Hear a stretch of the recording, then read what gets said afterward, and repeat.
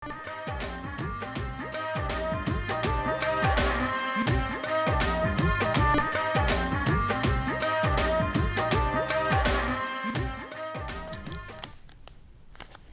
गल्लां ते गीत दे विच तुहाडा सब दा बहुत-बहुत स्वागत। मैं हाँ रमन तूर। हमेशा बहुत खास दिन मनाए जाते हैं तो उन्होंने खास दिनों के उत्ते दूरदर्शन के वलों खास जी जानकारी दी जाती है और एक खास मेहमान के नाल। सो अज गल्लां ते गीत दे विच जिस विषय के उत्ते गलबात करांगे वो है जी पब्लिक सर्विस ब्रॉडकास्टिंग डे यानी लोक सेवा प्रसारण। और अज का दिन लोक सेवा प्रसारण दिवस के रूप में मनाया जा रहा है। तो इस वेले होर जी खूबसूरत गल हुई है कि दूरदर्शन के नाल जुड़े रहे एक नाम ने असी अज दूरदर्शन के विहड़े दे विच बुलाया है जिहड़े इस विषय के उत्ते जानकारी देणगे और महत्वपूर्ण गल्लां जिहड़ियां साडी रूबरू करनगे। सो इस तो पहला कि इस विषय के उत्ते गलबात करिए सब तो पहला स्वागत कर लैने अज के मेहमान डॉक्टर दलजीत सिंह जिहड़े कि डिप्टी डायरैक्टर जनरल के तौर पर दूरदर्शन के सेवावां निभा चुके हैं। सर बहुत बहुत स्वागत तुहाडा। अज जिहड़ा लोक सेवा प्रसारण दिवस के रूप में मनाया जा रहा है, सब तो पहला तो इहदा अर्थ जिहड़ा समझना चाहुंदे कि इहदा अर्थ की है और क्यों इस दिन का महत्व है।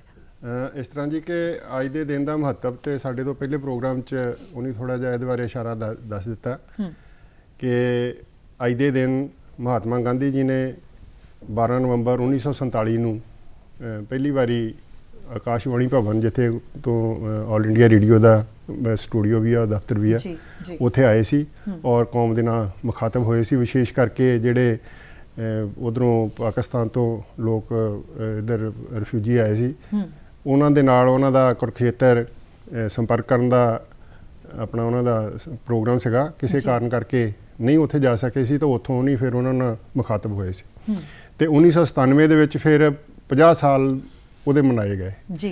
तो 1997 फिर फैसला किया गया कि भी उदों का 50 सालों बाद मनाया सी तो फिर फैसला किया गया कि इनू आपां साल दे साल लोक सेवा प्रसारण के तौर पर मनाया जाए। तो 2001 तो लगभग असीं लगातार अज का दिन जिदन कि महात्मा गांधी जी आकाशवाणी भवन गए सी उहदी याद वजों असीं साल दे साल 2001 तो इनू मना रहे हैं।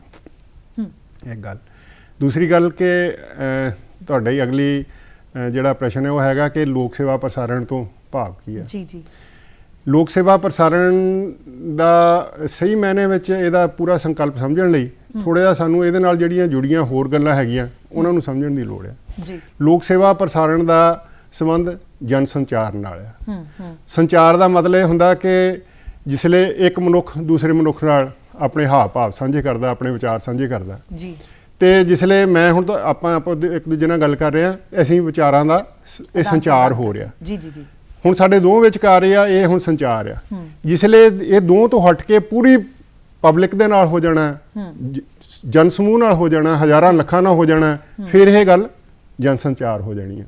ठीक है ना क्योंकि ये गल जन विच आ जानी है जी। ठीक है ना तो ये फिर जिसले जिसले जिहड़ा संचार पूरे मनुखता विच हुंदा है पूरे समूह विच हुंदा है पूरे समाज विच हुंदा है उहनूं फिर आपां जन संचार कहने आ।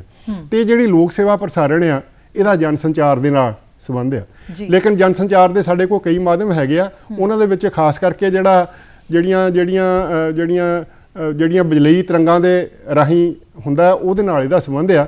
इस करके थोड़ा जिहा इहदी भी जिहड़ी बैकग्राउंड देख लेनी चाहिए ताकि अच्छे तरीके नाल समझ आ जाती है कि लोक सेवा प्रसारण का सही मायने च मतलब की है। वो इस तरह के शुरू दे विच तां जिहड़ा साडे को प्रसारण जिहड़ा जन प्रसारण दे जन संचार दे कोई साडे विकसित साधन नहीं सके जिहड़ी मूँह तो मूँह ही गल हुंदी सी ते जिसले तुसीं ज़्यादा लोकां नाल संबोधन होना हुंदा सी फिर तुहानूं जिथे इकट्ठ हुंदे जां तां इकट्ठ करना पैंदा सी जां जिथे इकट्ठ हुंदे सी उत्थे जाके फिर अपनी गल कहनी पैंदी सी और उहदे नाल फिर बड़ा एक सीमित जिहा वो जिहड़ा संचार होकर रह जांदा सीगा। ठीक है ना ते जिद्दां कि पहिलां पुराणे कोई ब्याह शादी हो गया कोई गाउण बजाउण वाला आ गया कोई खेल मेला हो गया कोई पशु मेला हो गया कोई जिहड़े धार्मिक स्थान धार्मिक मेले हो गए उत्थे जाके जिन कोई गल करनी हुंदी सी ते आपां थोड़ा जिहा इतिहास जाइए तो फिर पता लगूगा कि इसे करके गुरु नानक देव जी नूं पूरी इदां जिहड़ा हैगा वो दुनिया ते घुमना पिया और उत्थे जांदे सी जिथे इदां इकट्ठ हुंदा सीगा। ठीक है ना ते उस जिहड़ा फिर उदों कहण दा मतलब कि जन संचार बड़ा सीमित सी। उस तो बाद फिर छापाखाना आ गया छापेखाने नाल अखबार आ गई अखबार दे नाल ही भी थोड़ा जिहा इह जिहड़ा लोकां दे आपसी जिहड़े आदान प्रदान विचारां दा वधिया लेकिन वो भी बड़ा सीमित जिहा हुंदा सी। और अज दी गल जिहड़ी हुंदी सी जद तक लोकां कोल जांदी सी वो पुरानी हो जांदी सी है ना 2 हो गए 3 दिन हो गए इन्ने साधन नहीं सीगे। ते उस तो बाद फिर एक जिहड़ा अगला स्टैप होया क्रांतिकारी स्टैप होया वो होया टैलीफोन ਜੀ। ਠੀਕ ਹੈ ਨਾ। ਟੈਲੀਫੋਨ ਦੇ ਨਾਲ ਫਿਰ ਇੱਕ ਇਦਾਂ ਦਾ ਇਹ ਸਾਧਨ ਸੀਗਾ ਕਿ ਤਾਰ ਦੇ ਮਾਧਿਅਮ ਰਾਹੀਂ ਦੋ ਪਾਸੇ ਦੋ ਉਹ ਸੈੱਟ ਪਏ ਹੁੰਦੇ ਸੀ, ਉਹਨਾਂ ਦੇ ਰਾਹੀਂ ਅਸੀਂ ਇੱਕ ਦੂਜੇ ਨਾਲ ਜੁੜਦੇ ਸੀ, ਉਹਦੇ ਨਾਲ ਹੋਰ ਇਹਦਾ ਫੈਲਾਅ ਹੋਇਆ। ਲੇਕਿਨ ਸਭ ਤੋਂ ਵੱਡੀ ਕ੍ਰਾਂਤੀ ਉਸ ਵੇਲੇ ਆਈ ਜਿਸਲੇ ਉਹ ਜਿਹੜਾ ਤਾਰ ਨਾਲ ਟੈਲੀਫੋਨ ਜੁੜਿਆ ਸੀ ਨਾ, ਉਹਨੂੰ ਫਿਰ ਆਪਾਂ ਇੱਕ ਹੋਰ ਨਵਾਂ ਸਾਧਨ ਹੋਇਆ ਜਿਹਨੂੰ ਆਪਾਂ ਵਾਇਰਲੈਸ ਕਿਹਾ ਗਿਆ। ਉਹਦੇ ਵਿੱਚ ਫਿਰ ਕੀ ਸੀਗਾ ਕਿ ਜਿਸਲੇ ਤੁਸੀਂ ਇੱਕ ਜਿਹੜਾ ਤੁਹਾਡਾ ਸੈੱਟ ਹੈਗਾ, ਤੁਸੀਂ ਦੂਜੇ ਸੈੱਟ ਨਾਲ ਜੁੜਨਾ, ਫਿਰ ਵਿੱਚ ਤਾਰ ਦੀ ਲੋੜ ਨਹੀਂਗੀ। ਵਾਇਰਲੈਸ ਦਾ ਮਤਲਬ ਕਿ ਵਾਇਰ ਮੈਨੇ ਤਾਰ, ਲੈਸ ਮੈਨੇ ਤਾਰ ਤੋਂ ਬਗੈਰ, ਬੇਤਾਰ ਜਿਹਨੂੰ ਆਪਾਂ ਕਹਿੰਦੇ ਆ, ਉਹ ਤੁਸੀਂ ਬੇਤਾਰ ਹੀ ਫਿਰ ਜੁੜਦੇ ਸੀ। ਇਹਦੇ ਨਾਲ ਇਹ ਫਿਰ ਜਿਹੜਾ ਜਨ ਸੰਚਾਰ ਦਾ ਇੱਕ ਬਹੁਤ ਵੱਡੀ ਸ਼ਕਤੀ ਸਾਡੇ ਕੋਲ ਆ ਗਈ। ਹੁਣ ਸਾਨੂੰ ਛਾਪੇਖਾਨੇ ਦੀ ਲੋੜ ਨਹੀਂ, ਮੇਲੇ ਮਸਾਬਿਆਂ 'ਚ ਜਾਣ ਦੀ ਲੋੜ ਨਹੀਂ, ਇਕੱਠ ਕਰਨ ਦੀ ਲੋੜ ਨਹੀਂ, ਤੇ ਤੁਸੀਂ ਬਰਾਹੇ ਰਾਸਤ ਨਾਲੋਂ ਨਾਲ, ਜਿੱਦਾਂ ਹੁਣ ਅਸੀਂ ਗੱਲ ਕਰਦੇ ਹਾਂ, ਸਾਡੇ ਗੱਲ ਕਰਦੇ ਕਰਦੇ ਪਤਾ ਨਹੀਂ ਲੱਖਾਂ ਹਜ਼ਾਰਾਂ ਦਾ ਦੁਨੀਆ ਤੱਕ ਇਹ ਪਹੁੰਚ ਰਹੀ ਹੈ। ਤੇ ਇਹ ਜਿਹੜੀ ਸੰਭਾਵਨਾ ਇਹ ਪੈਦਾ ਹੋਈ ਹੁਣ ਤੱਕ, ਕਿਉਂਕਿ ਜਿਹੜੀ ਨਵੀਂ ਪੀੜ੍ਹੀ ਹੈ ਉਹਨਾਂ ਨੂੰ ਤਾਂ ਜੰਮਦੇ ਹੀ ਉਹਨੀ ਦਾ ਰੇਡੀਓ ਵੀ ਦੇਖ ਲਿਆ, ਦੂਰਦਰਸ਼ਨ ਵੀ ਦੇਖ ਲਿਆ। ਲੇਕਿਨ ਜਦੋਂ ਇਹ ਵਾਇਰਲੈਸ ਦੀ ਕਾਢ ਹੋਈ ਸੀ ਨਾ, ਉਦੋਂ ਇਹਦਾ ਇੰਨਾ ਕ੍ਰਾਂਤੀਕਾਰੀ ਪ੍ਰਭਾਵ ਸੀਗਾ ਸਮਾਜ ਦੇ ਵਿੱਚ। ਲੋਕ ਹੈਰਾਨ ਆ ਗਏ ਸੀ ਵੀ ਹੁਣ ਆਪਾਂ ਕਿੱਥੇ ਪਹੁੰਚ ਜਾਵਾਂਗੇ, ਸਾਡੇ ਕੋਲ ਏਡੀ ਵੱਡੀ ਸ਼ਕਤੀ ਆ ਗਈ ਆ ਕਿ ਅਸੀਂ ਬੈਠੇ ਬਿਠਾਏ ਇੱਕ ਜਗ੍ਹਾ ਤੇ ਬੈਠੇ ਅਸੀਂ ਪੂਰੀ ਦੁਨੀਆ 'ਚ ਜਿਹੜਾ ਆਪਣਾ ਉਹ ਸੰਪਰਕ ਕਰ ਸਕਾਂਗੇ। ਤੇ ਉਸ ਵੇਲੇ ਇਹ ਫਿਰ ਸ਼ੁਰੂਆਤ ਹੁੰਦੀ ਆ 20ਵੀਂ ਸਦੀ ਦੇ ਸ਼ੁਰੂ ਦੀ। 20ਵੀਂ ਸਦੀ ਦਾ ਸ਼ੁਰੂ ਦਾ ਮਤਲਬ ਕੀ ਕਿ ਜਦੋਂ 19ਵੀਂ ਸਦੀ ਪੂਰੀ ਹੋ ਗਈ, 1900 ਪੂਰਾ ਹੋ ਗਿਆ, ਤਾਂ 1901 ਤੋਂ 20ਵੀਂ ਸਦੀ ਸ਼ੁਰੂ ਹੋ ਗਈ। ਤੇ ਤਕਰੀਬਨ ਲਗਭਗ 20ਵੀਂ ਸਦੀ ਦੇ ਸ਼ੁਰੂ ਤੋਂ ਹੀ ਇੱਧਰ ਥੋੜੀ ਪੂਰੀ ਦੁਨੀਆ ਵਿੱਚ ਖੋਜ ਹੋ ਰਹੀ ਸੀ, ਤੇ ਵੱਖ-ਵੱਖ ਦੇਸ਼ਾਂ 'ਚ ਥੋੜੀ ਮਤਲਬ ਇੱਕ ਪੱਧਰ ਦਾ ਜਾਂ ਦੂਜੇ ਪੱਧਰ ਦਾ, ਇੱਕ ਪ੍ਰਕਾਰ ਦਾ ਦੂਜੇ ਪ੍ਰਕਾਰ ਦੇ ਇਦਾਂ ਦੇ ਜਿਹੜੇ ਇੰਸਟਰੂਮੈਂਟ ਸੀ ਉਹ ਜਿਹੜੇ ਆਉਣੇ ਸ਼ੁਰੂ ਹੋ ਗਏ ਸੀਗੇ। ਤੇ ਲਗਭਗ ਪਹਿਲੇ ਦਹਾਕੇ ਵਿੱਚ ਇਹ ਕਾਫੀ ਜਿਹੜੀ ਆ ਮਤਲਬ ਦੇਸ਼ਾਂ ਦੇ ਵਿੱਚ ਨਾ 3-4 ਦੇਸ਼ਾਂ ਦੇ ਵਿੱਚ ਇਹਦੀ ਖੋਜ ਜਿਹੜੀ ਆ ਹੋ ਚੁੱਕੀ ਸੀ। ਇੱਥੇ ਆਪਾਂ ਕਹਿ ਸਕਦੇ ਹਾਂ ਕਿ ਦੁਨੀਆ ਦੇ ਵਿੱਚ ਇੱਕ ਹੁੰਦੀ ਆ, ਭਾਰਤ ਦੇ ਵਿੱਚ ਜੇ ਰਸਮੀ ਸ਼ੁਰੂਆਤ ਵੱਲ ਇਹਦੇ ਵਿੱਚ ਆਪਾਂ ਥੋੜਾ ਜਿਹਾ ਇੱਧਰ ਪਹਿਲਾਂ ਲੋਕ ਸੇਵਾ ਦੀ ਗੱਲ, ਪ੍ਰਸਾਰਣ ਦੀ ਗੱਲ ਕਰ ਲਈ ਵੀ ਕਿੱਥੋਂ ਹੋਈ। तो जिसले इन्नी पोटेंशियल आ गई ना, मैं शॉर्ट करदा जिसले इन्नी पोटेंशियल आ गई ना, तो उस वेले जिहड़ा समाज सीगा ਉਹ ਸਮਾਜ ਨੂੰ ਸੰਚਾਲਨ ਕਰਨ ਦੇ ਵਿੱਚ ਉਸ ਵੇਲੇ ਜਿਹੜੇ ਬੁੱਧੀਜੀਵੀ ਲੋਕ ਹੁੰਦੇ ਸੀ, ਸਿਆਣੇ ਲੋਕ ਹੁੰਦੇ ਸੀ, ਪੜ੍ਹੇ ਲਿਖੇ ਲੋਕ ਹੁੰਦੇ ਸੀ, ਵਿਦਵਾਨ ਲੋਕ ਹੁੰਦੇ ਸੀ, ਉਹਨਾਂ ਦਾ ਬੜਾ ਵੱਡਾ ਹੱਥ ਹੁੰਦਾ ਸੀ। ਅੱਜ ਵਾਂਗੂ ਨਹੀਂ ਸੀਗਾ ਉਦੋਂ ਜੀ। ਤੇ ਉਹਨਾਂ ਲੋਕਾਂ ਨੇ ਸੋਚਿਆ ਵੀ ਇਹਦਾ ਏਡੀ ਵੱਡੀ ਸ਼ਕਤੀ ਹੈਗੀ ਹੈ, ਇਹਨੂੰ ਤਾਂ ਜੇ ਇਦਾਂ ਕਿਸੇ ਗਲਤ ਹੱਥਾਂ 'ਚ ਚੱਲ ਗਈ ਇਹਦਾ ਅਰਥ ਦਾ ਅਨਰਥ ਹੋ ਜਾਊਗਾ। ਤੇ ਉਹਨੇ ਕਿਹਾ ਵੀ ਕੋਈ ਇਦਾਂ ਦੀ ਪਾਲਿਸੀ ਹੋਣੀ ਚਾਹੀਦੀ ਹੈ ਜਿਹਦੇ ਨਾਲ ਉਹਦੇ ਅਧੀਨ ਇਹਨਾਂ ਸਾਧਨਾਂ ਦੀ ਵਰਤੋਂ ਕੀਤੀ ਜਾਵੇ।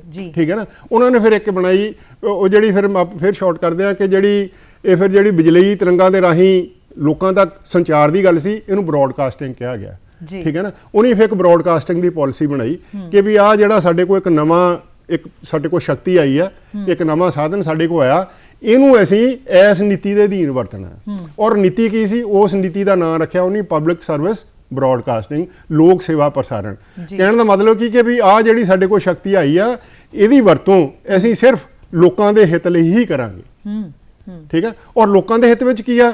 ਜੋ ਕੁਛ ਵੀ ਇਨਸਾਨੀ ਹਿੱਤ 'ਚ ਹੈਗਾ, ਜੋ ਕੁਛ ਮਾਨਵੀ ਹਿੱਤ ਵਿੱਚ ਹੈਗਾ, ਜੋ ਸਮਾਜ ਦੇ ਹਿੱਤ ਵਿੱਚ ਹੈਗਾ, ਉਹਦੇ ਵਿੱਚ ਉਹਨੇ ਕਿਹਾ ਕਿ ਅਸੀਂ ਇਹਦੇ ਵਿੱਚ ਜੋ ਵੀ ਇਹਦੀ ਵਰਤੋਂ ਹੋਊਗੀ, ਉਹਦੇ ਸਾਹਮਣੇ ਇੱਕੋ ਦੇਸ਼ ਹੋਊਗਾ ਕਿ ਇਹਦੇ ਵਿੱਚ ਸਮਾਜ ਦੀ ਭਲਾਈ ਕਿਵੇਂ ਹੁੰਦੀ ਆ, ਇਹਦੇ ਵਿੱਚ ਮਾਨਵਤਾ ਦੀ ਭਲਾਈ ਕਿਵੇਂ ਹੁੰਦੀ ਆ, ਇਹਦੇ ਵਿੱਚ ਲੋਕ ਇਕੱਠੇ ਕਿੱਦਾਂ ਹੁੰਦੇ ਆ, ਇਹਦੇ ਇਨਸਾਨੀ ਜ਼ਿੰਦਗੀ ਜਿਹੜੀ ਆ ਵਧੀਆ ਕਿੱਦਾਂ ਹੁੰਦੀ ਆ, ਔਰ ਇਦਾਂ ਦੀਆਂ ਜਿਹੜੀਆਂ ਸਮਾਜਿਕ ਪ੍ਰਵਿਰਤੀਆਂ ਜਿਹੜੀਆਂ ਇਨਸਾਨੀ ਜ਼ਿੰਦਗੀ ਨੂੰ ਅੱਗੇ ਲਿਜਾਂਦੀਆਂ, ਉਹਨਾਂ ਨੂੰ ਪ੍ਰਫੁੱਲਤ ਕਿਵੇਂ ਕਰਨਾ।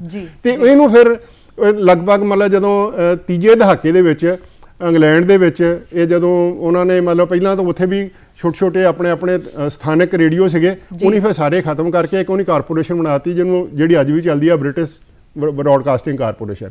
ਫਿਰ ਉਹਦੇ ਵਿੱਚ ਉਹਨੇ ਰੱਖਿਆ ਕਿ ਵੀ ਇਸ ਪਾਲਿਸੀ ਦੇ ਅਧੀਨ ਇਹ ਸੀਗਾ ਕਿ ਵੀ ਪਹਿਲੀ ਗੱਲ ਤੇ ਇਹ ਆ ਕਿ ਇਹਦੀ ਵਰਤੋਂ ਸਮਾਜ ਲਈ ਕੀਤੀ ਜਾਊਗੀ, ਨੰਬਰ 1। ਨੰਬਰ 2, ਇਹਦਾ ਜਿਹੜਾ ਪ੍ਰਬੰਧ ਹੋਊਗਾ ਉਹ ਸਰਕਾਰ ਦੇ ਹੱਥ 'ਚ ਨਹੀਂ ਹੋਊਗਾ।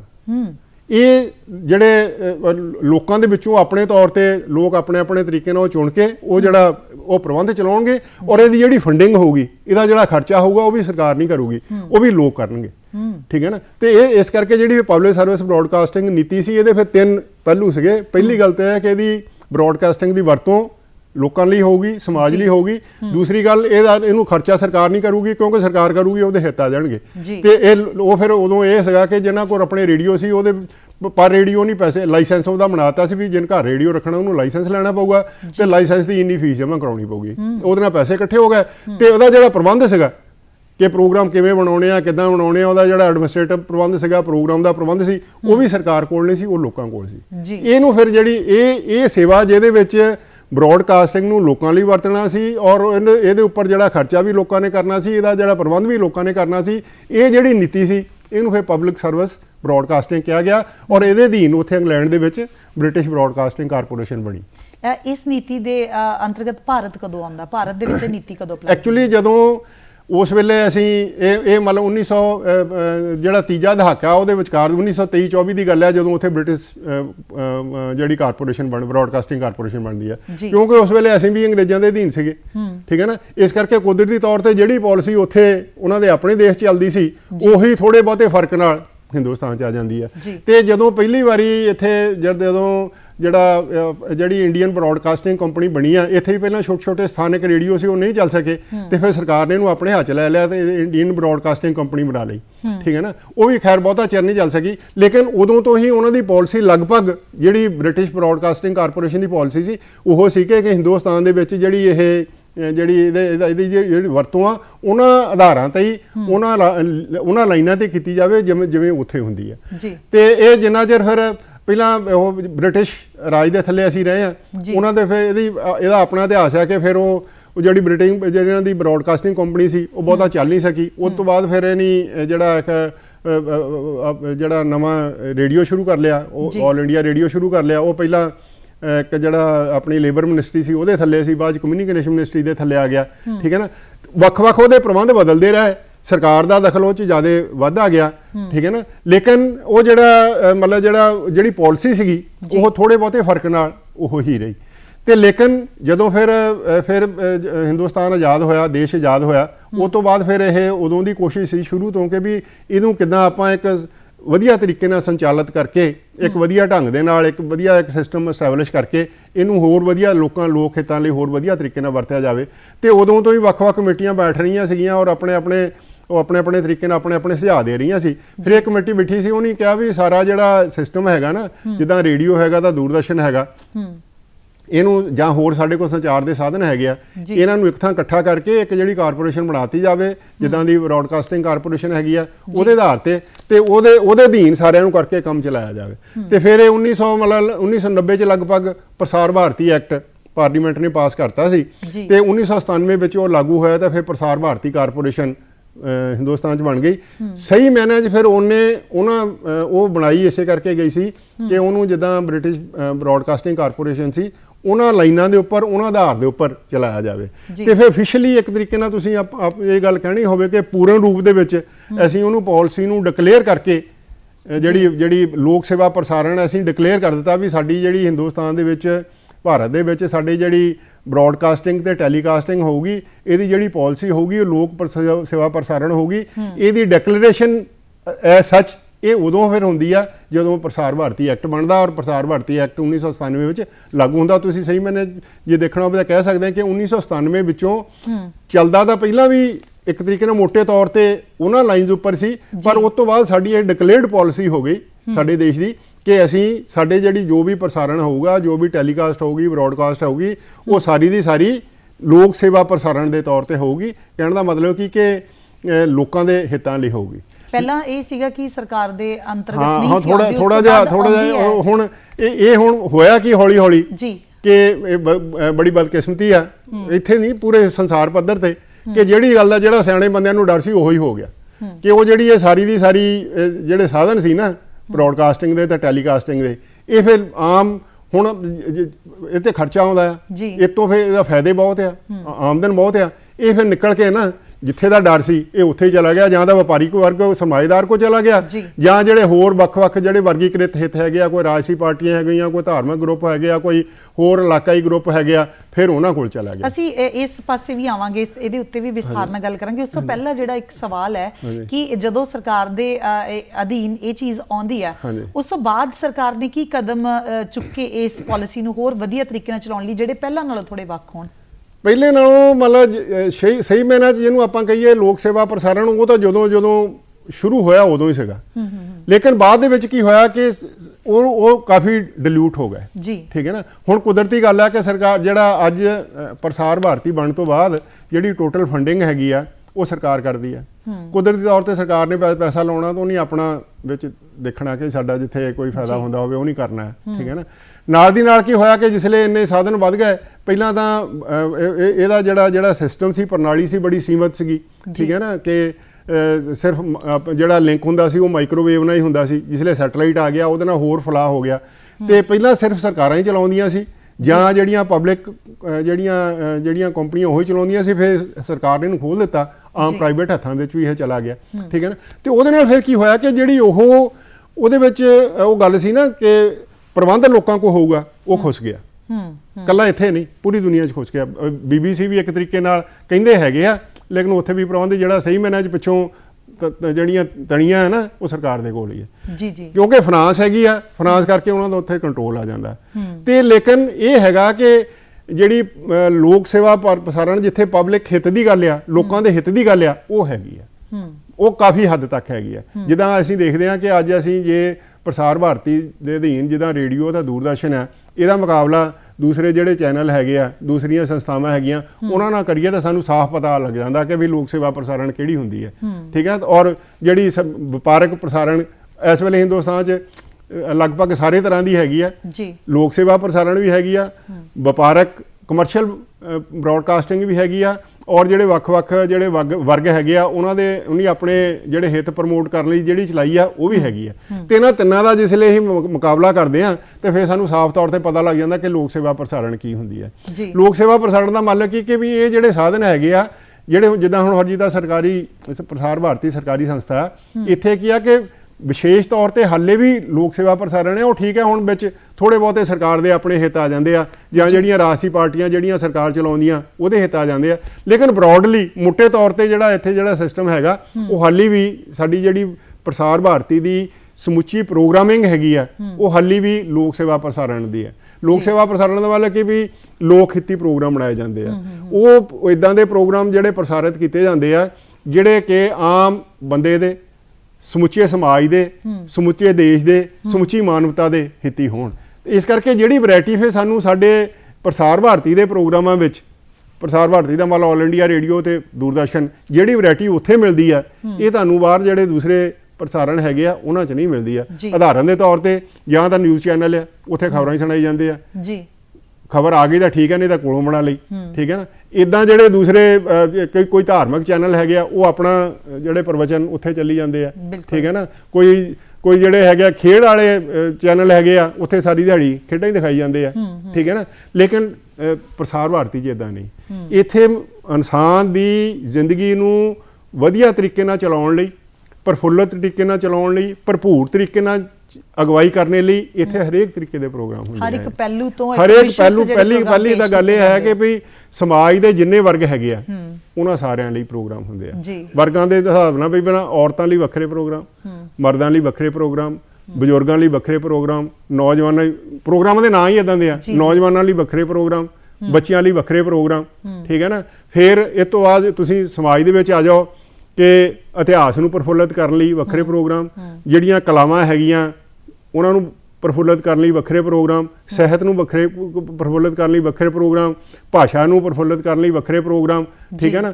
ਔਰ ਜੋ ਆਪਾਂ ਗਿਣ ਲੱਗਾਂਗੇ ਤਾਂ ਮੈਨੂੰ ਲੱਗਦਾ ਸਾਡੇ 40 ਮਿੰਟ 'ਚ ਨਿਕਲ ਜਾਣਗੇ। ਤਾਂ ਕਹਿਣ ਦਾ ਮੰਨ ਲਓ ਕਿ ਜ਼ਿੰਦਗੀ ਦੇ ਹਰ ਪਹਿਲੂ ਨਾਲ, ਜ਼ਿੰਦਗੀ ਦੇ ਹਰ ਵਰਗ ਨਾਲ, ਸਮਾਜ ਦੇ ਹਰ ਵਰਗ ਨਾਲ ਜੁੜੇ ਪ੍ਰੋਗਰਾਮ ਜਿਹੜਾ ਪ੍ਰਸਾਰ ਭਾਰਤੀ ਹੈ, ਇਹ ਸਹੀ ਮਾਇਨਿਆਂ 'ਚ ਲੋਕ ਸੇਵਾ।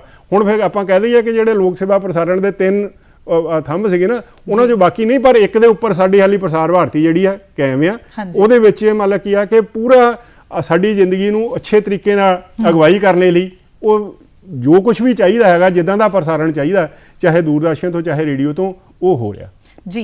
ਦੂਰਦਰਸ਼ਨ ਜਿਹੜਾ ਹੈਗਾ ਆਪਣੇ ਤਰੀਕੇ ਦੇ ਨਾਲ ਕਹਿ ਸਕਦੇ ਕਿ ਮਿਸ਼ਰਤ ਪ੍ਰੋਗਰਾਮ ਦੇ ਕੇ ਸਾਰੇ ਵਰਗਾਂ ਦੀ ਨੂੰ ਪਹਿਲ ਦੇ ਆਧਾਰ ਤੇ ਜਿਹੜਾ ਰੱਖ ਰਿਹਾ ਹੈ। ਪਰ ਇਹਦੇ ਨਾਲ ਨਾਲ ਅਗਲੇ ਜਿਹੜੇ ਕਿਹੜੇ ਪਹਿਲੂਆਂ ਦੇ ਉੱਤੇ ਲੋਕ ਪ੍ਰਸਾਰਣ ਸੇਵਾ ਜਿਹੜੀ ਆ ਕੰਮ ਕਰਦੀ ਆ, ਇਹਦੇ ਉੱਤੇ ਚਰਚਾ ਕਰਾਂਗੇ।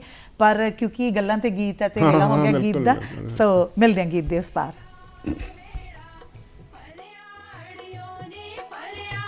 ਸ਼ਗਨਾਂ ਦੇ ਨਾਲ ਨੱਚਣਾ, ਟੱਪਣਾ, ਗਾਉਣਾ ਨੀ ਸੌਂਦਾ, ਖੁਸ਼ੀਆਂ ਦੇ ਨਾਲ ਵੇੜਾ ਭਰਿਆ, ਅੜਿਓ ਨੀ ਭਰਿਆ, ਸ਼ਗਨਾਂ ਦੇ ਨਾਲ ਵੇੜਾ ਨੀ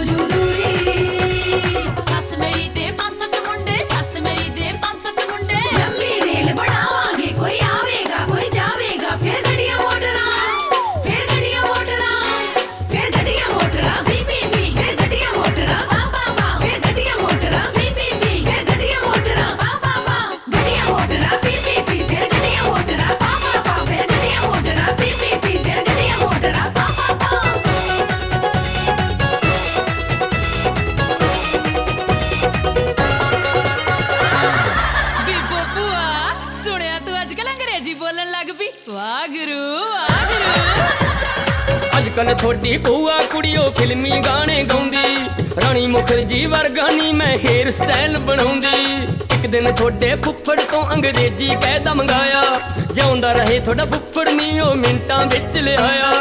ਅੱਜ ਕੱਲ ਥੋੜੀ ਭੂਆ ਕੁੜੀਓ ਇੰਗਲਿਸ਼ ਪੜ੍ਹਦੀ ਰਹਿੰਦੀ, ਅੱਜ ਕੱਲ ਥੋੜੀ ਭੂਆ ਕੁੜੀਓ ਇੰਗਲਿਸ਼ ਪੜ੍ਹਦੀ ਰਹਿੰਦੀ। ਨੀ ਭੂਆ ਨੀ ਭੂਆ ਨੀ ਭੂਆ ਫੁੱਫੜ ਨੂੰ ਲਵ ਯੂ ਕਹਿੰਦੀ। ਨੀ ਭੂਆ ਫੁੱਫੜ ਨੂੰ ਲਵ ਯੂ ਕਹਿੰਦੀ। ਨੀ ਭੂਆ ਫੁੱਫੜ ਨੂੰ ਬਾਗਰੂ ਬਾਈ। ਪਰ ਭੂਆ ਫੁੱਫੜ ਦਾ ਕੀ ਹਾਲ ਹੈ? ਵਾਰੀ ਵਰਸੀ ਖੱਟਣ ਗਿਆ ਸੀ ਬਟੂਏ 'ਚ ਪੈਸੇ ਪਾ ਕੇ, ਥੋੜਾ ਫੁੱਫੜ ਖੱਟਣ ਗਿਆ ਸੀ ਬਟੂਏ 'ਚ ਪੈਸੇ ਪਾ ਕੇ। ਪਰ ਭੂਆ ਖੱਟ ਕੇ ਕੀ ਲਿਆਂਦਾ? ਨੀ ਖੱਟ ਕੇ ਸਵਾ ਲਿਆਉਣਾ ਤੀ।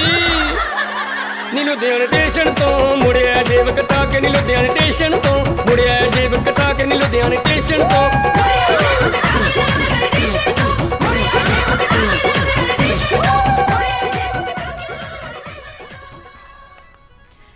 ਅਸੀਂ ਅੱਜ ਮਨਾ ਰਹੇ ਹਾਂ ਜੀ ਲੋਕ ਸੇਵਾ ਪ੍ਰਸਾਰਣ ਦਿਵਸ ਤੇ ਪ੍ਰੋਗਰਾਮ ਹੈ ਗੱਲਾਂ ਤੇ ਗੀਤ ਤੇ ਇਸੇ ਵਿਸ਼ੇ ਦੇ ਉੱਤੇ ਗੱਲਬਾਤ ਕਰਨ ਦੇ ਲਈ ਅੱਜ ਸਾਡੇ ਵਿਹੜੇ ਦੇ ਵਿੱਚ ਮਹਿਮਾਨ ਮੌਜੂਦ ਨੇ ਡਾਕਟਰ ਦਲਜੀਤ ਸਿੰਘ ਜੀ।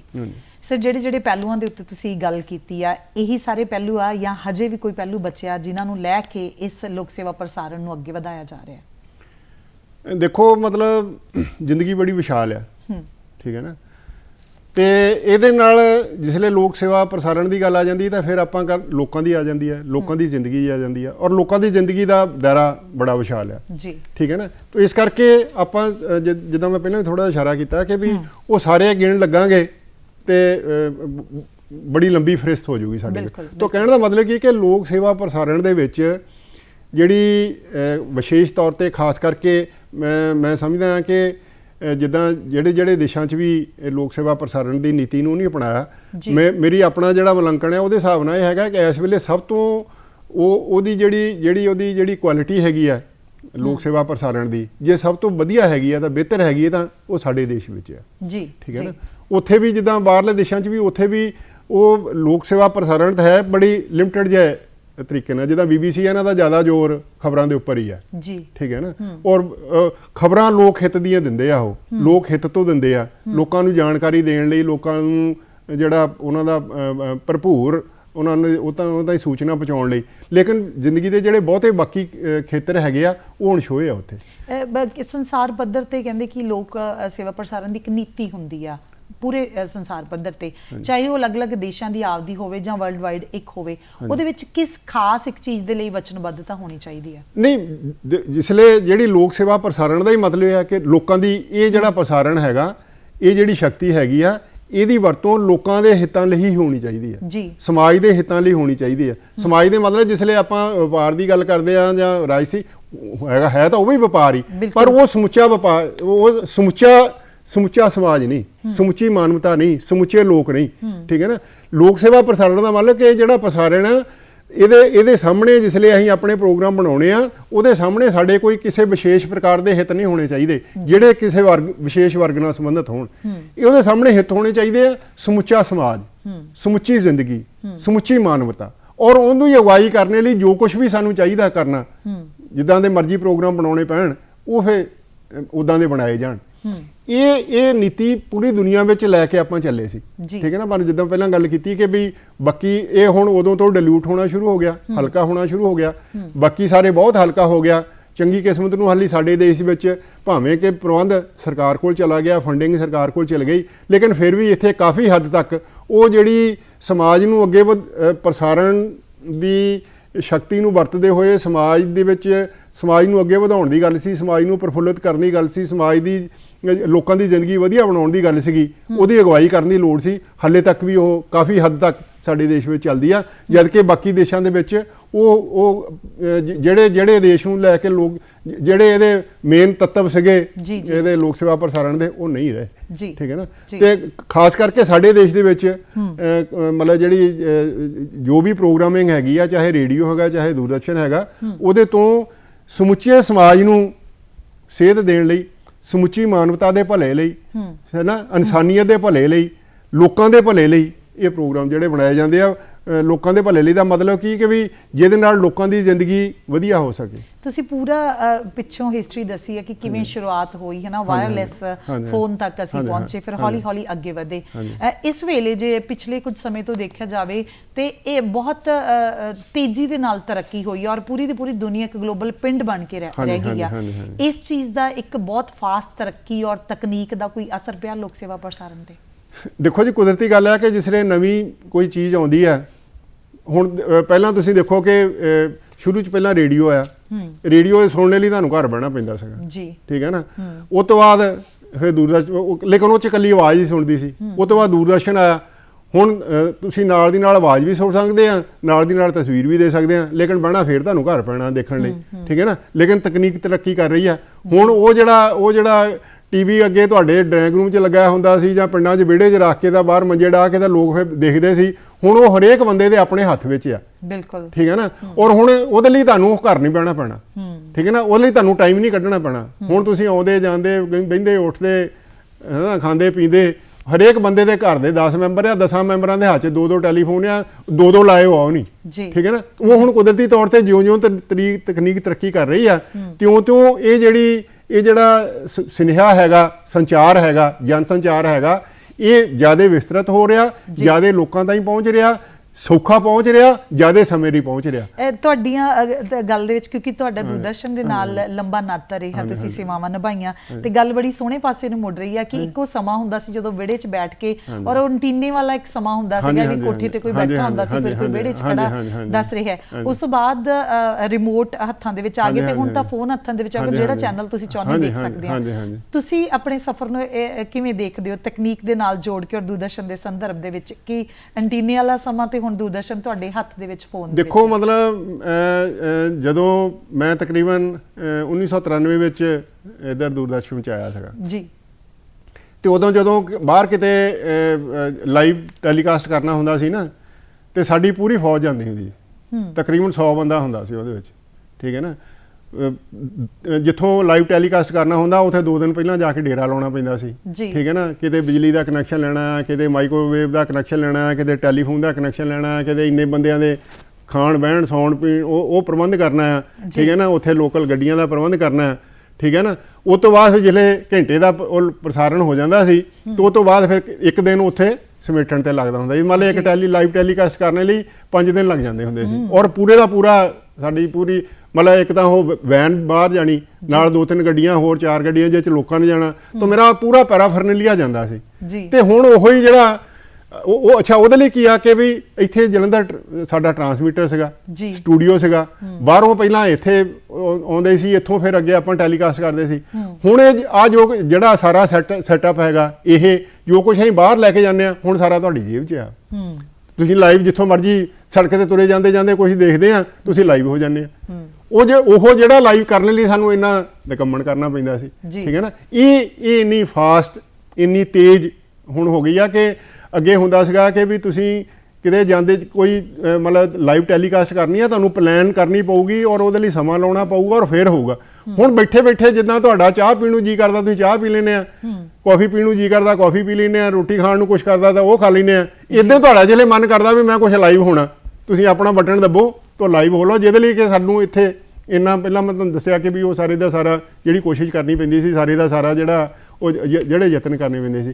ਤੇ ਕੁਦਰਤੀ ਤੌਰ ਤੇ ਜਿਸਲੇ ਹੁਣ ਤਕਨੀਕ ਇੰਨੀ ਵਧੀਆ, ਉਹਦੇ ਨਾਲ ਇਹ ਸੰਚਾਰ ਦੇ ਇਹਦੀ ਜਿਹੜੀ ਇਫੈਕਟਿਵਨੈਸ ਸੀਗੀ, ਪ੍ਰਭਾਵਸ਼ਾਲੀ ਇਹਦਾ ਜਿਹੜਾ ਪ੍ਰਭਾਵ ਸੀ ਉਹ ਵੀ ਵਧਿਆ। ਹੁਣ ਅੱਗੇ ਕੀ ਸੀਗਾ ਕਿ ਇਹ ਜਿਹੜੇ ਸਾਧਨ ਸੀਗੇ ਇਹ ਲਿਮਟਿਡ ਲੋਕਾਂ ਦੇ ਕੋਲ ਸੀਗੇ, ਠੀਕ ਹੈ ਨਾ। ਉਹ ਇਹਨੂੰ ਆਪਣੇ ਤਰੀਕੇ ਨਾਲ ਵਰਤਦੇ ਸੀ, ਲੇਕਿਨ ਹੁਣ ਹਰੇਕ ਬੰਦੇ ਦੇ ਹੱਥ 'ਚ ਆ ਗਿਆ। ਹੁਣ ਉਹ ਜਿਹੜੀ ਉਹਨਾਂ ਦੇ ਹੱਥ 'ਚ ਜਿਹੜੀ ਉਹ ਜੇ ਫਰਜੀ ਦਾ ਇੰਟਰਨੈਟ ਨਾ ਆਇਆ ਹੁੰਦਾ ਨਾ, ਤੇ ਫਿਰ ਇਹਦਾ ਰੇਡੀਓ ਦਾ, ਦੂਰਦਰਸ਼ਨ ਮਤਲਬ ਇਹਦਾ ਟੀਵੀ ਦਾ ਬਹੁਤ ਨੁਕਸਾਨ ਹੋ ਜਾਣਾ ਸੀ, ਕਿਉਂਕਿ ਲਿਮਟਿਡ ਹੱਥਾਂ 'ਚ ਰਹਿਣਾ ਸੀ। ਉਹਨੇ ਆਪਣੇ ਤਰੀਕੇ ਨਾਲ ਖਬਰ ਦਿਖਾਉਣੀ ਸੀ, ਆਪਣੇ ਤਰੀਕੇ ਨਾਲ ਦਬਾਉਣੀ ਸੀ, ਠੀਕ ਹੈ ਨਾ। ਆਪਣੇ ਤਰੀਕੇ ਨਾਲ ਜਿਹੜੀ ਚੀਜ਼ ਅੱਜ ਵੀ ਜਿਹੜੀ ਲੋਕ ਰਾਏ ਹੈਗੀ ਆ, ਉਹਦੇ ਵਿੱਚ ਭਾਵੇਂ ਸਾਨੂੰ ਲੱਗਦਾ ਵੀ ਅਸੀਂ ਬਹੁਤ ਪੜ੍ਹੇ ਲਿਖੇ ਹੋ ਗਏ ਆ, ਅੱਜ ਵੀ ਜਿਹੜੀ ਸਾਡੀ ਜ਼ਿੰਦਗੀ ਆ, ਇਹਨੂੰ ਜਿਹੜੇ ਸਵਾਰਥੀ ਹਿੱਤ ਆ, ਵੈਸਟਡ ਹਿੱਤ ਆ, ਉਹ ਕੰਟਰੋਲ ਕਰਦੇ ਆ, ਠੀਕ ਹੈ ਨਾ। ਜਿਹਨੂੰ ਆਪਾਂ ਜਿਹੜੇ ਕਮਰਸ਼ੀਅਲ ਜਿਹੜੇ ਐਡਸ ਵਗੈਰਾ ਜਿਹੜੀਆਂ ਹੈਗੀਆਂ, ਠੀਕ ਹੈ ਨਾ, ਉਹਦੇ ਨਾਲ ਕੀ ਆ ਕਿ ਤੁਹਾਨੂੰ ਪੂਰੇ ਤਰੀਕੇ ਨਾਲ ਕੰਟਰੋਲ ਕਰਕੇ ਰੱਖਦੇ ਆ। ਉਹਦੇ ਵਿੱਚੋਂ ਜੇ ਕੋਈ ਮਾੜਾ ਮੋਟਾ ਬਚਾਅ ਹੋਇਆ, ਠੀਕ ਹੈ ਨਾ, ਜੇ ਇੱਕ ਤੇਲ ਦੀ ਕੋਈ ਦਿੰਦਾ ਐਡ ਦਿੰਦਾ ਆ ਤੇ ਇੱਧਰ ਦੂਜੇ ਪਾਸੇ ਆਪਣਾ ਜਿਹੜਾ ਕੋਈ ਕਿਸੇ ਨੇ ਸਿਰ ਤੇ ਲਾਇਆ ਤਾਂ ਉਹਦੇ ਕੁਝ ਪ੍ਰੋਬਲਮ ਹੋ ਗਈ ਤਾਂ ਆਪਣਾ ਲਾਈਵ ਕਰਕੇ ਨਾਲ ਹੀ ਦੱਸ ਦਿੰਦਾ ਵੀ ਦੇਖਿਓ ਮੈਂ ਤੇਲ ਲਾਇਆ, ਮੇਰਾ ਆਹ ਹਾਲ ਹੋ ਗਿਆ, ਆਪੇ ਮੇਰਾ ਆਹ ਹਾਲ ਹੋ ਗਿਆ।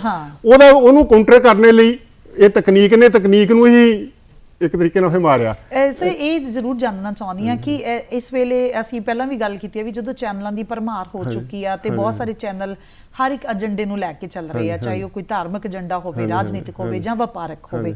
ਇਹਨਾਂ ਸਾਰੀਆਂ ਚੀਜ਼ਾਂ ਦੇ ਵਿੱਚ ਲੋਕ ਪ੍ਰਸਾਰਣ ਦੇ ਅਧੀਨ ਜਿਹੜੀ ਚੀਜ਼ ਆਉਂਦੀ ਹੈ, ਚਾਹੇ ਆਲ ਇੰਡੀਆ ਰੇਡੀਓ ਹੋ ਗਿਆ, ਚਾਹੇ ਉਹ ਦੂਰਦਰਸ਼ਨ ਹੋ ਗਿਆ, ਇਹਦੀ ਭਰੋਸੇਯੋਗਤਾ ਨੂੰ ਕੋਈ ਫਰਕ ਪਿਆ ਕਿ ਨਹੀਂ? ਕਿਉਂਕਿ ਲੋਕਾਂ ਦੀ ਇੱਕ ਸ਼ੁਰੂ ਤੋਂ ਛਵੀ ਰਹੀ ਹੈ ਕਿ ਦੂਰਦਰਸ਼ਨ ਦਾ ਮਤਲਬ ਸਹੀ ਖਬਰ, ਸਟੀਕ ਖਬਰ ਔਰ ਸਹੀ ਜਾਣਕਾਰੀ ਜਿਹੜੀ ਮਿਲਦੀ ਹੈ। ਲੱਗਦਾ ਹੈ ਦੇਖੋ ਹਾਂ ਬਿਲਕੁਲ, ਮੈਂ ਜਿਸਲੇ ਕਹਿੰਦਾ ਨਾ ਇਹ ਗੱਲ ਕਿ ਵੀ ਭਾਰਤ ਦੇ ਵਿੱਚ ਹਾਲੇ ਤੱਕ ਵੀ ਲੋਕ ਸੇਵਾ ਪ੍ਰਸਾਰਣ ਬਾਕੀ ਦੇਸ਼ਾਂ ਦੇ ਮੁਕਾਬਲੇ ਤੇ ਜ਼ਿਆਦਾ ਇਫੈਕਟਿਵ ਆ, ਜ਼ਿਆਦਾ ਪ੍ਰਭਾਵਸ਼ਾਲੀ ਆ। ਉੱਥੇ ਮੇਰਾ ਭਾਵ ਇਹ ਵੀ ਆ ਕਿ ਵੀ ਇੱਥੇ ਜਿਹੜੀ ਇਹਨੂੰ ਮਤਲਬ ਜਿਹੜੇ ਤੁਹਾਡੇ ਸਵਾਰਥੀ ਹਿੱਤ ਆ ਨਾ ਉਹਦੇ ਲਈ ਨਹੀਂ ਵਰਤਿਆ ਜਾਂਦਾ। ਜਿਹੜੇ ਬਾਕੀ ਜਿਹੜੇ ਦੂਸਰੇ ਜਿਹੜੇ ਪ੍ਰਾਈਵੇਟ ਚੈਨਲ ਹੈਗੇ ਆ, ਜਿਹੜੇ ਕਮਰਸ਼ੀਅਲ ਚੈਨਲ ਹੈਗੇ ਆ, ਜਾਂ ਜਿਹੜੇ ਧਾਰਮਿਕ ਚੈਨਲ ਹੈਗੇ ਆ, ਜਿਹੜੇ ਸਪੋਰਟਸ ਜਾਂ ਦੂਸਰੇ ਤੀਸਰੇ ਜਿੰਨੇ ਵੀ ਚੈਨਲ ਹੈਗੇ ਆ, ਉਹ ਆਪਣੇ ਹਿੱਤਾਂ ਲਈ ਵਰਤਦੇ ਆ ਤੇ ਆਪਣੇ ਹਿੱਤਾਂ ਲਈ ਫਿਰ ਜਿੱਥੇ ਉਹਨਾਂ ਨੂੰ ਲੋੜ ਪੈਂਦੀ ਆ ਨਾ, ਉਹ ਫਿਰ ਸੱਚਾਈ ਦੀ ਬਹੁਤੀ ਪਰਵਾਹ ਨਹੀਂ ਕਰਦੇ, ਉਹਨੂੰ ਤੋੜ ਮਰੋੜ ਵੀ ਲੈਂਦੇ ਆ। ਠੀਕ ਹੈ ਨਾ। ਹੁਣ ਕੀ ਆ ਕਿ ਆ ਦੇਖੀਦਾ ਕਿ ਤੁਸੀਂ ਉਹ ਕ੍ਰਿਕਟ ਦਾ ਮੈਚ ਦੇਖਦੇ ਆ, ਉਹ ਛੱਕਾ ਮਾਰਿਆ, ਵਾਰ ਹਵਾ ਜਿਹੜਾ ਹਵਾ 'ਚ ਗਿਆ, ਨਾਲ ਹੀ ਕੱਟ ਕੇ ਕਮਰਸ਼ੀਅਲ ਸ਼ੁਰੂ ਹੋ ਗਿਆ ਜੀ। ਉਹ ਦਰਸ਼ਕ ਬੈਠਾ ਦੇਖਦਾ ਵੀ ਮੇਰਾ ਬਾਲ ਕਿੱਧਰ ਗਿਆ, ਉੱਥੇ ਤੇਲ ਜਿਹੜਾ ਸ਼ੁਰੂ ਹੋਇਆ ਜੀ। ਠੀਕ ਨਹੀਂ ਗੱਲ। ਤਾਂ ਕਹਿਣ ਦਾ ਮਤਲਬ ਕੀ ਕਿ ਜਿਹੜੀ ਸੱਚਾਈ ਜਿੱਦਾਂ ਦੀ ਹੈ ਉਹਨੂੰ ਉਦਾਂ ਹੀ ਪੇਸ਼ ਕਰਨ ਦੇ ਵਿੱਚ, ਠੀਕ ਹੈ ਨਾ, ਇਹ ਜਿਹੜੀ ਮਤਲਬ ਜਿੱਦਾਂ ਜਿਹੜੀ ਲੋਕ ਸੇਵਾ ਪ੍ਰਸਾਰਣ ਆ, ਇਹਦਾ ਆਦੇਸ਼ ਹੈਗਾ। ਤੇ ਹਾਲੇ ਸਾਡੇ ਜਿਹੜੇ ਮਾਧਿਅਮ ਹੈਗੇ ਆ, ਰੇਡੀਓ ਹੈ ਚਾਹੇ ਦੂਰਦਰਸ਼ਨ ਆ, ਇਹ ਉਹਦੇ ਲਈ ਅੱਜ ਵੀ ਲੋਕਾਂ 'ਚ ਇਹਦੀ ਪ੍ਰਵਾਨਗੀ ਆ ਕਿ ਜੇ ਸੱਚੀ ਗੱਲ ਤੁਸੀਂ ਸੁਣਨੀ ਆ ਤੇ ਜਾਣਨੀ ਆ, ਅਸਲੀ ਰੂਪ ਵਿੱਚ ਜਾਣਨੀ ਆ, ਤੇ ਜੇ ਉਹ ਉਸ ਉੱਤੇ ਆਉਣਾ ਤਾਂ ਫਿਰ ਉਹ ਅੱਜ ਵੀ ਲੋਕ ਰੇਡੀਓ ਤੇ ਤਾਂ ਦੂਰਦਰਸ਼ਨ ਤੇ ਹੀ ਨਿਰਭਰ ਕਰਦੇ ਆ ਸਹੀ ਗੱਲ ਜਾਣਨ ਲਈ। ਹੁਣ ਥੋੜਾ ਮੁਕਾਬਲਾ ਹੋ ਗਿਆ। ਸਾਡੀ ਤਾਂ ਜਿਹੜੀ ਐਡ ਦੀ ਪਾਲਿਸੀ ਸੀਗੀ ਉਹ ਇਦਾਂ ਦੀ ਸੀਗੀ ਕਿ ਉਹਦੇ 36 ਥਾਂ ਤੋਂ ਜਿਹੜੀ ਐਡ ਲੰਘਣੀ ਪੈਂਦੀ ਸੀ ਪਹਿਲਾਂ। ਸਾਡਾ ਇੱਕ ਬਕਾਇਦਾ ਅੱਜ ਵੀ ਹੈ ਉਹ ਸਾਡਾ ਦੂਰਦਰਸ਼ਨ ਦਾ ਤੇ ਰੇਡੀਓ ਦਾ ਇੱਕ ਕੋਡ ਆ ਬਕਾਇਦਾ, ਉਹਦੇ ਵਿੱਚ ਹੈਗਾ ਕਿ ਵੀ ਇਦਾਂ ਐਡ ਦੇ ਵਿੱਚ ਆਹ ਨਹੀਂ ਹੋਣਾ ਚਾਹੀਦਾ, ਐਡ ਵਿੱਚ ਆਹ ਨਹੀਂ ਹੋਣਾ ਚਾਹੀਦਾ, ਉਹ 'ਚ 20 ਚੀਜ਼ਾਂ ਆ। ਤਾਂ ਕਈ ਵਾਰ ਫਿਰ ਜਿਹੜੇ ਕਮਰਸ਼ੀਅਲ ਲੈ ਕੇ ਆਉਂਦੇ ਸੀ ਔਖੇ ਹੋ ਜਾਂਦੇ ਵੀ ਆ ਤੁਸੀਂ ਸਾਰਾ ਦਾ ਕਟਾਤਾ ਸੀ, ਸਾਡਾ ਉਹ ਕੀ ਹੈ ਜਿਹੜੀ ਬਚਿਆ ਕੀ ਰਹਿ ਗਿਆ ਵਿੱਚੋਂ, ਠੀਕ ਨਹੀਂ ਗੱਲ। ਲੇਕਿਨ ਡਿਲੂਟ ਹੋ ਗਿਆ, ਲੇਕਿਨ ਅੱਜ ਵੀ ਹੈਗਾ। ਠੀਕ ਹੈ ਨਾ ਕਿ ਜਿਹੜੇ ਸਾਡੇ ਜਿਹੜਾ ਰੇਡੀਓ ਤੇ ਦੂਰਦਰਸ਼ਨ ਆ ਉਹ 'ਚੋਂ ਬਹੁਤ ਗੱਲਾਂ ਇਦਾਂ ਦੀਆਂ ਹੈਗੀਆਂ ਜਿਹੜੀਆਂ ਅੱਜ ਤੁਸੀਂ ਨਹੀਂ ਦੇਖੋਗੇ। ਉਹ ਬਿਲਕੁਲ ਇਸ ਕਰਕੇ ਲੋਕਾਂ 'ਚ ਭਰੋਸੇਯੋਗਤਾ ਹੈ। ਇਹੀ ਖਬਰਾਂ ਦੀ ਗੱਲ ਆ, ਇਹੀ ਸਾਡੇ ਕਮਰਸ਼ੀਅਲ ਦੀ ਗੱਲ ਆ, ਇਹੀ ਸਾਡੇ ਪ੍ਰੋਗਰਾਮਾਂ ਦੀ ਗੱਲ ਆ।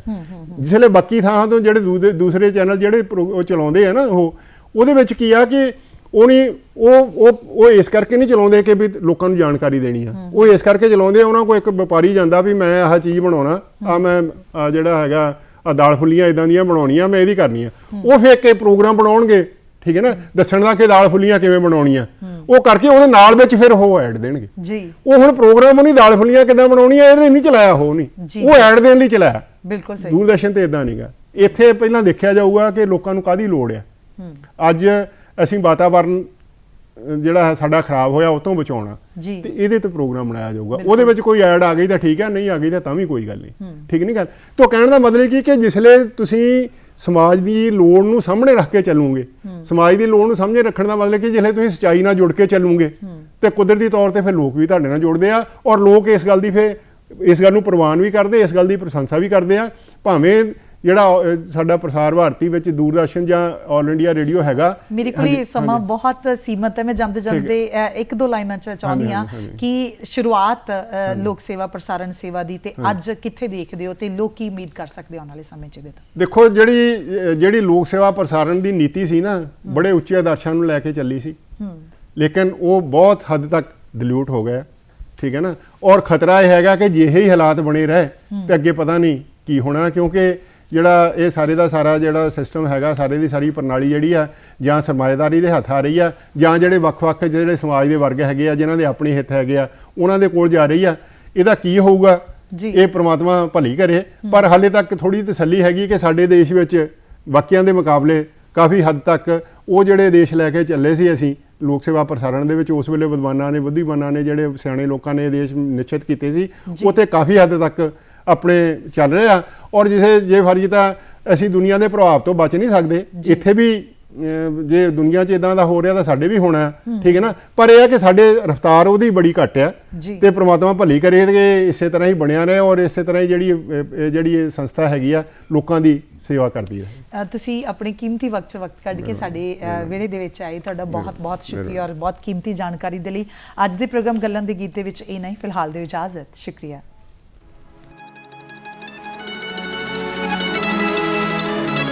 दुनिया खड़ी तमाशा देखे, दुनिया खड़ी तमाशा देखे, खड़ी तमाशा देखे, दुनिया खड़ी तमाशा देखे।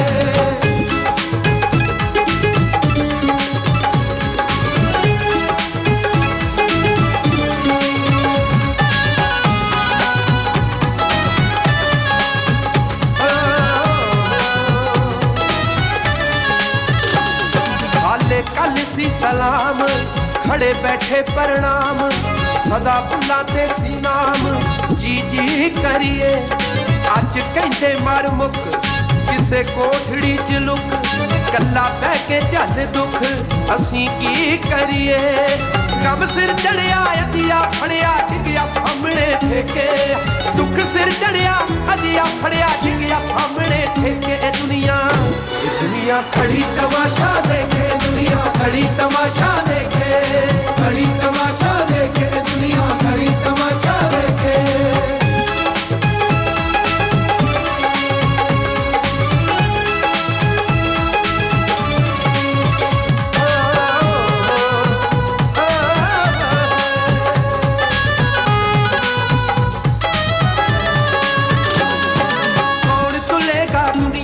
कसवट्टी ते इत्थे सोना लोहा हुंदा आया है, कौन तुलेगा दुनिया दी कसवट्टी ते इत्थे सोना लोहा हुंदा आया है। पीर फकीरां गुरुआं जाना दे के हासे भाने डुबदा जगत बचाया है। लग्या चौक चांदनी मेला, पहुंचया जेड़ा भी सी वेला, लग्या चौक चांदनी मेला, पहुंचया जेड़ा भी सी वेला। जन्म सोहेला मरन की वेला, खंजर सीना ठेके। दुनिया खड़ी तमाशा देखे, दुनिया खड़ी तमाशा